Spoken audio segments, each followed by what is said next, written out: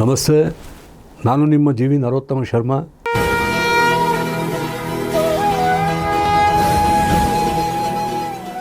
ಎರಡು 2026 ಜನವರಿಯ ಮಿಥುನ ರಾಶಿಯ ಮಾಸ ಭವಿಷ್ಯಫಲ ಕಾರ್ಯಕ್ರಮದಲ್ಲಿ ಜನವರಿ 2026ರ ಮಾಸ ಭವಿಷ್ಯಫಲವನ್ನು ತಿಳಿಯೋಣ.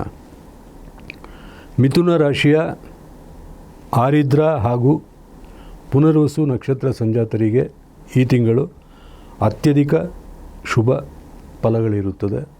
ಪುನರ್ವಸು ನಕ್ಷತ್ರ ಸಂಜಾತರಿಗೆ ಶುಭಾಶುಭ ಮಿಶ್ರ ಫಲ. ಈ ತಿಂಗಳು ಪೂರ್ತಿ ದೇವಗುರು ಬೃಹಸ್ಪತಿಯು ನಿಮ್ಮ ರಾಶಿಯಲ್ಲೇ ಸಂಚರಿಸುತ್ತಿದ್ದು, ಕರ್ಮಸ್ಥಾನದಲ್ಲಿ ಶನಿಯ ಸಂಚಾರ, 3ನೇ ಮನೆಯಲ್ಲಿ ಕೇತುವಿನ ಸಂಚಾರ ಹಾಗೂ 9ನೇ ಮನೆಯಲ್ಲಿ ರಾಹುವಿನ ಗೋಚಾರ ಫಲವಿರುತ್ತದೆ. ಜನವರಿ 14ನೇ ತಾರೀಕಿನವರೆಗೂ 7ನೇ ಮನೆಯ ಆದಿತ್ಯನ ಸಂಚಾರವೇನಿದೆ, 14 ಮಧ್ಯಾಹ್ನದಿಂದ ಆದಿತ್ಯನು ಅಷ್ಟಮದಲ್ಲಿ ಅಂದರೆ ನಿಮ್ಮ 8ನೇ ರಾಶಿಯಾದಂತಹ ಮಕರ ರಾಶಿಯಲ್ಲಿ ಸಂಚರಿಸುತ್ತಿರುತ್ತಾನೆ.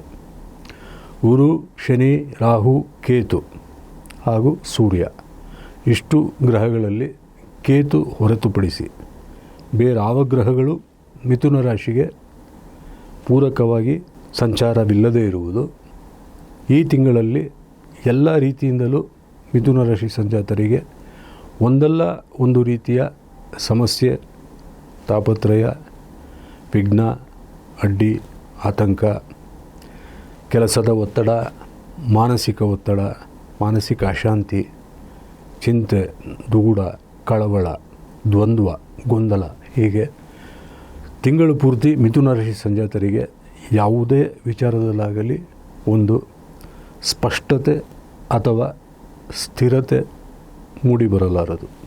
ಯಾವಾಗ ಆದಿತ್ಯನು ಅಷ್ಟಮದಲ್ಲಿ ಸಂಚರಿಸುತ್ತಾನೋ ಇದು ದೈಹಿಕ ಅನಾರೋಗ್ಯದ ಜೊತೆಗೆ ಮಾನಸಿಕವಾಗಿಯೂ ಜಾತಕದನ್ನು ಕುಗ್ಗಿಸುವಂತಹ ಸಂದರ್ಭ ಸನ್ನಿವೇಶಗಳು ಮಿಥುನ ರಾಶಿ ಸಂಜಾತರಿಗೆ ಎದುರಾಗಬಹುದು. ಮಿಥುನ ರಾಶಿ ಸಂಜಾತರು ಕೆಲವು ವಿಚಾರಗಳಲ್ಲಿ ದ್ವಂದ್ವ ಹಾಗೂ ಗೊಂದಲಗಳನ್ನು ಇಟ್ಟುಕೊಳ್ಳುವುದು ಅವರ ರಾಶಿಗೆ ಸಹಜವಾದಂತಹ ಗುಣವಾಗಿದೆ.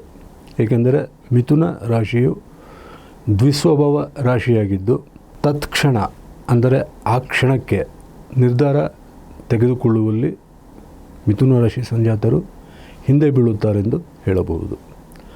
ಆದರೆ ಈ ದ್ವಂದ್ವವು ಕಾಲಕ್ರಮೇಣ ನಿವಾರಣೆಯಾಗಿ ಮಿಥುನ ರಾಶಿ ಸಂಜಾತರು ಅಂತ್ಯದಲ್ಲಿ ಒಳ್ಳೆಯ ನಿರ್ಣಯವನ್ನೇ ಕೈಗೊಳ್ಳುತ್ತಾರೆ.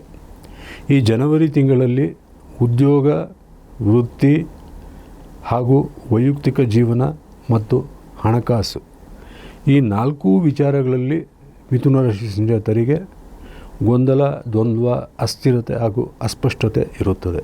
ನಿಮಗೆ ಶನಿಯು ಯಾವಾಗ ಕರ್ಮಸ್ಥಾನದಲ್ಲಿರುತ್ತಾನೋ ಶನಿಯು ಸ್ವಭಾವತಃ ಮಂದ ಅಂದರೆ ನಿಧಾನ.